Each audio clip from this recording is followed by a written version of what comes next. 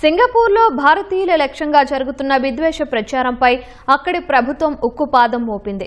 భారతీయులకు వ్యతిరేకంగా సామాజిక మాధ్యమాల్లో వస్తున్న కంటెంట్ను అడ్డుకోవడానికి కఠినమైన ఆన్లైన్ క్రిమినల్ హార్మ్స్ యాక్ట్ OCHAను సింగపూర్ సర్కార్ ప్రయోగించింది.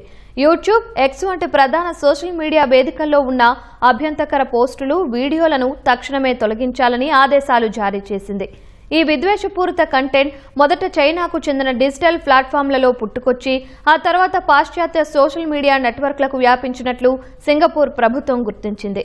సింగపూర్ను భారతీయులు ఆక్రమిస్తున్నారని, ప్రభుత్వంలో వారి ప్రాతినిధ్యం పెరిగిపోయిందని తప్పుడు ప్రచారం చేస్తున్నట్లు అధికారులు తెలిపారు.